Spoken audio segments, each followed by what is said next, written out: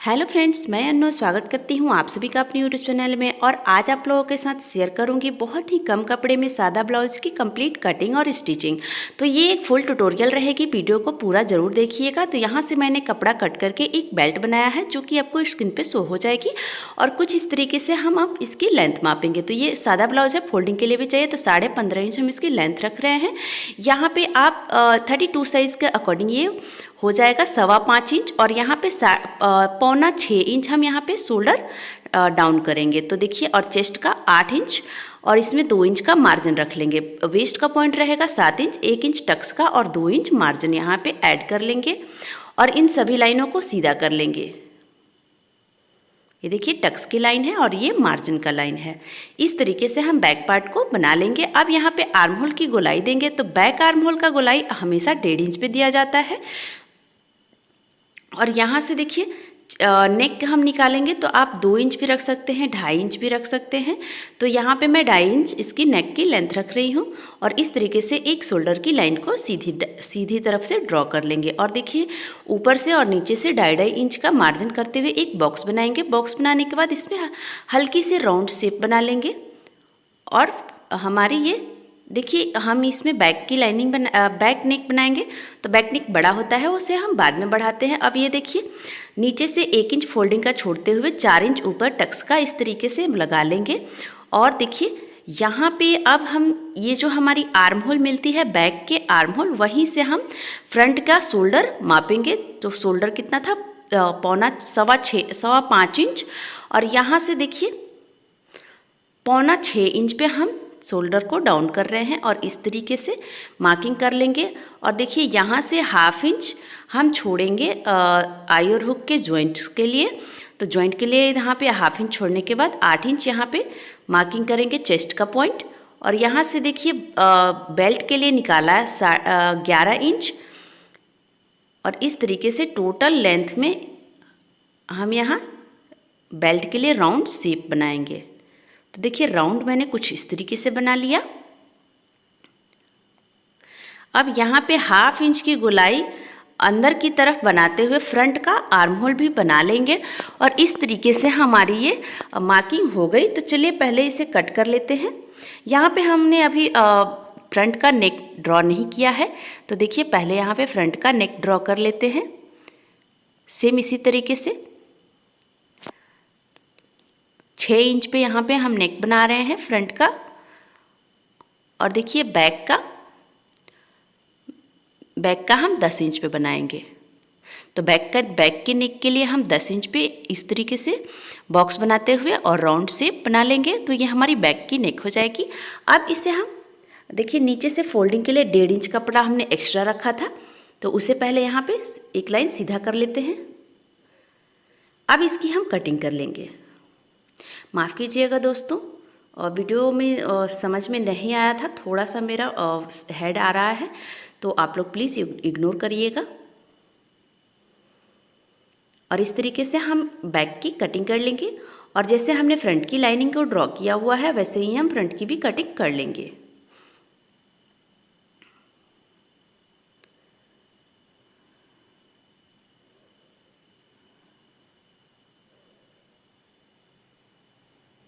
जैसे हमने लाइनिंग को ड्रॉ किया हुआ है, सेम हमें कटिंग भी उसी तरीके से करनी है।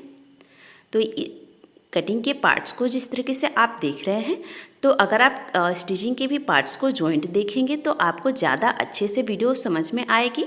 तो उम्मीद करती हूँ दोस्तों, आपको यह वीडियो समझ में आ रही होगी। तो देखिए, यहाँ पे अब चलिए हम पॉइंट डालते हैं, टक्स के पॉइंट डालते हैं। तो देखिए, 10 इंच पे हम यहाँ पे टक्स के पॉइंट डालेंगे जो मिड का होता है। तो यहाँ से 3 इंच और यहाँ से देखिए 4.5 इंच अंदर, जैसे 1/2 इंच हम मार्जिन छोड़ते हैं आई और हुक के जॉइंट के लिए, उसके बाद 4 इंच और ऊपर 2.5 इंच। और यहाँ से देखिए 2 इंच ऊपर और इसकी टोटल लेंथ रखते हैं 5 इंच। पहले इसको हम 1 इंच से 1.5 इंच तक का पैटर्न अंदर फोल्ड करने प्लेट लगाने के लिए ले लेंगे। और देखिए, ये 5 इंच और यहाँ से आप 2.5 इंच 3 इंच अपने हिसाब से रख सकते हैं, उससे कम और ज़्यादा ना रखें। और चारों तरफ से 3 प्लेट्स में 1.25 इंच का मार्जिन कवर करते हुए और इस तरीके से लाइनिंग ड्रॉ कर लेनी है। और हम अब इसकी कटिंग कर लेंगे। तो देखिए आपको बिल्कुल राउंड पसंद नहीं है तो आप अपने हिसाब से दूसरी वीडियो भी आप जाकर देख सकते हैं। मैंने बहुत से तरीके के बेल्ट कटिंग बताई हुई है। और देखिए प्लेट्स लगाने के बाद इतना बेल्ट हमारा एक्स्ट्रा हो जाता है तो पहले इसे हम कट कर लेते हैं। आप चाहे तो स्टिचिंग के बाद भी इसे कट कर सकते हैं और चाहे तो पहले भी इसे आप कट कर सकते हैं। तो देखिए इसे मैंने पहले ही कट कर लिया। अब बारी आती है स्लीव के कटिंग की। तो देखिए इस तरीके से हमने स्लीव की लेंथ रखी है 6.25 इंच लगभग आपकी आ जाएगी स्लीव। पर हमें स्लीव यहाँ पे कटिंग करने के लिए इसके आर्म होल को मापना है। तो ये आई है टोटल 9 इंच। तो हमें यहाँ से 9 इंच रखना है और इसकी 6.25 इंच लेंथ है। यहाँ से 2.5 इंच हम डाउन करेंगे और हल्के हाथों से इस तरीके से शेप दे देंगे। अब हमें स्लीव का ओपन एरिया रखना है 5 इंच और स्लीव की फिटिंग रखनी है 32 इंच के ब्लाउज का आर्म होल आता है 7.5 इंच। तो उसी हिसाब से इस तरीके से रख लेंगे या फिर आप आर्म होल को माप के भी रख सकते हैं। तो स्लीव कटिंग हो गई और इसी तरीके से हम देखिए 1.5 इंच के कुछ तिरछी पट्टियाँ कट कर लेंगे नेक में लगाने के लिए। अब चलिए स्टिचिंग की तरफ बढ़ते हैं। तो सबसे पहले यहाँ पे हम फ्रंट में प्लेट्स लगाएंगे। तो देखिए दोनों तरफ से इस तरीके से हाथों से रब करते हुए और दोनों पार्ट्स पे अच्छे तरीके से लाइनिंग को ड्रॉ कर लेंगे। अब यहाँ पे प्लेट्स लगाएंगे। तो देखिए 3 प्लेट्स में हम 1.25 इंच का मार्जिन कवर करते हैं और जो हमारे नीचे वाले टक्स होते हैं उसमें 1.5 इंच का मार्जिन कवर करते हैं। 1.5 इंच से कम का मार्जिन ना ही रखें। 1.5 इंच पे बहुत अच्छा पफ आता है। अगर ज़्यादा पफ पसंद नहीं है तो 1 इंच कर लें। अब देखिए साइड से उसी तरीके से 1.25 इंच का मार्जिन कवर करते हुए ये प्लेट भी लगा लेंगे और आर्म होल की साइड वाली से 1.25 इंच का मार्जिन कवर करते हुए इस तरीके से प्लेट्स लगा लिया। अब इसमें हम बेल्ट को जॉइंट करेंगे। तो बेल्ट को देखिए हल्का सा 2 सूत बाहर की तरफ निकालते हुए और अच्छे से इनके गोलाई को अच्छे से एक दूसरे से मैच करते हुए हल्के हाथों से गहराई बनाते हुए और अटैच कर लेंगे। अटैच करने के बाद आप चाहे तो इसके ऊपर सिलाई भी लगा सकते हैं या फिर आप इसे ऐसे भी रख सकते हैं।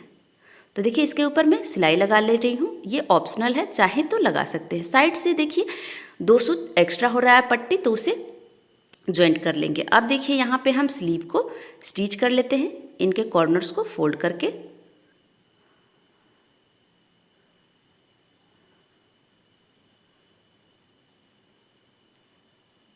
एक्स्ट्रा हो जाता है तो इसे कट कर लेते हैं। अब चलिए हम यहाँ पे आई और हुक के पट्टी को ज्वाइंट करते हैं कुछ इस तरीके से। देखिए पहले हम यहाँ पे हुक की पट्टी को ज्वाइंट कर रहे हैं।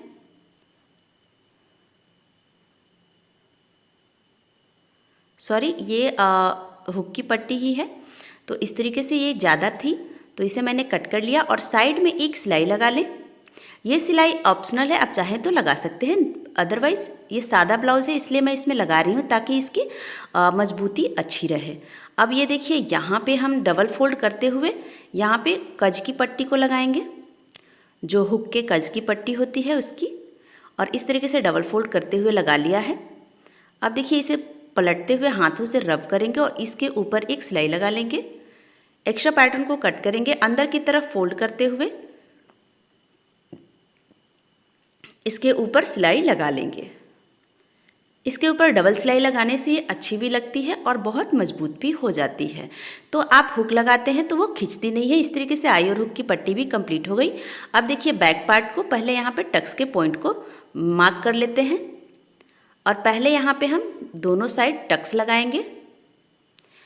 बैक में दो टक्स लगते हैं जिनके मार्जिन हमेशा ही आधा आधा इंच ही रखते हैं।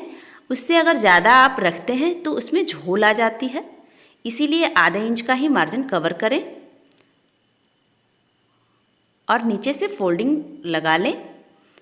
अब देखिए यहाँ पे हमें शोल्डर को ज्वाइंट करना है तो इसमें हमें आगे और पीछे दोनों साइड नेक की पट्टी को ज्वाइंट करना है, तिरछी पट्टियों को। इसलिए हम यहाँ पे नॉर्मली शोल्डर को जैसे ज्वाइंट करते हैं वैसे ही ज्वाइंट कर लेंगे और इस तरीके से आई और हुक की पट्टी को बैक में इस तरीके से रखते हुए अब यहाँ पे हम फोल्डिंग लगाएंगे। तो देखिए इस तरीके से मेजरमेंट आप लेते हैं तो बैक एंड फ्रंट में दोनों तरफ की फोल्डिंग एक बार में लग जाती है और छोटा बड़ा भी नहीं होता है। तो देखिए आप चाहें तो पहले भी बैक में लगा सकते हैं। अब इस तरीके से फ्रंट में स्लीव में फ्रंट का मार्किंग करते हुए कट कर लेंगे। हमने पहले नहीं कट किया था। सादे ब्लाउज़ में अक्सर गलतियां हो जाती है, इसीलिए मैं सादे ब्लाउज़ में नहीं कट करती हूँ स्लीव का फ्रंट का पार्ट। और इस तरीके से फ्रंट को फ्रंट से अटैच करते हुए स्टिच करेंगे। तो ये देखिए यहाँ पे हमने फ्रंट में स्लीव को आर्म होल में ज्वाइंट कर दिया। अब इसी तरीके से दूसरे स्लीव को भी ज्वाइंट कर लिया है। अब यहाँ पे हम तिरछी पट्टियों को अटैच करेंगे। तो देखिए कुछ इस तरीके से हम तिरछी पट्टियों को अटैच करेंगे क्रॉस करते हुए, और इसे जब हम सीधा करेंगे तो ये सारी पट्टियाँ एक जैसी हो जाएंगी। और इसी तरीके से मैंने सारी पट्टियों को अटैच कर लिया है। अब पट्टियों को डबल फोल्ड करते हुए और देखिए नेक की एक साइड से इसे अटैच करना स्टार्ट करेंगे। डबल फोल्ड करते हुए 1/2 इंच का सिलाई मार्जिन कवर करेंगे इसमें। और देखिए एक छोर से दूसरे छोर तक इस तरीके से स्टिच करके कंप्लीट करेंगे। और अंदर से आप चाहें तो पैटर्न को कट भी कर सकते हैं और चाहें तो सिलाई मार्जिन में छोटे छोटे कट्स लगा के अंदर की तरफ पलट भी सकते हैं। तो मैं यहाँ पे अंदर के सिलाई मार्जिन को ही कट कर ले रही हूँ, इसकी फिनिशिंग थोड़ी अच्छी आती है। तो देखिए अंदर के पैटर्न को हमने कट कर लिया है। अब यहाँ पे इसे अपने हाथ के दाहिने साइड फोल्ड करते हुए और पट्टियों के ऊपर एक स्टिच लगाएंगे। तो देखिए एक स्टिच पट्टी के ऊपर लगाते हुए और पूरे नेक लाइन को कवर करेंगे। आप चाहें तो इसे अंदर की तरफ फोल्ड करके डायरेक्ट स्टिच भी लगा सकते हैं, पर मैं इसे इसलिए लगा रही हूँ ताकि इसे मैं बाद में तुरपाई करके खोल लूँगी। अंदर की तरफ इस तरीके से इसे करते हुए तुरपाई कर लेंगे। सेंटर में इसे देखिए पिन लगाते हुए रख लेंगे। अब हम इसमें साइड फिटिंग लगाएंगे। तो देखिए साइड फिटिंग के लिए अक्सर फ्रंट का आप ज्वाइंट कर लें, इससे साइड फिटिंग बहुत ही अच्छी आती है। और सीधे पल्ले से इस तरीके से एक सीधी सिलाई लगा लें दोनों तरफ से। और दोनों तरफ से सिलाई लगाने के बाद फ्रेंड्स इसके एक्स्ट्रा सिलाई मार्जिन को कट कर लेंगे। अब पिन को निकाल देंगे और फिर इसे ब्लाउज़ को उल्टा करेंगे और यहाँ से देखिए कुछ इस तरीके से अंदर की तरफ बिल्कुल एक किनारे की सिलाई लगा लेंगे। ये सिलाई हम दोनों तरफ लगाएंगे।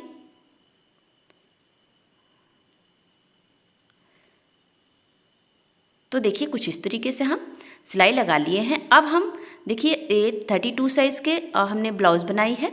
तो अब हमें 8 इंच चेस्ट का पॉइंट चाहिए और 7 इंच वेस्ट का पॉइंट चाहिए। तो 7 इंच और 8 इंच पे इस तरीके से मार्किंग करेंगे। अब हम स्लीव का 5 इंच रखे थे, तो इस तरीके से मार्किंग करते हुए तीनों पॉइंट को सीधा करेंगे और एक सीधी लाइन ड्रॉ कर लेंगे। अब इसी सीधी लाइन के ऊपर इस तरीके से फिटिंग की एक लाइन लगाएंगे और ये फिटिंग की लाइन हम दोनों तरफ लगा लेंगे। सीधा करने के बाद देखिए हमारे 32 साइज़ की ब्लाउज़ तैयार हो जाएगी। तो देखिए दूसरी तरफ भी इसी तरीके से फिटिंग की लाइन हम लगा लेंगे।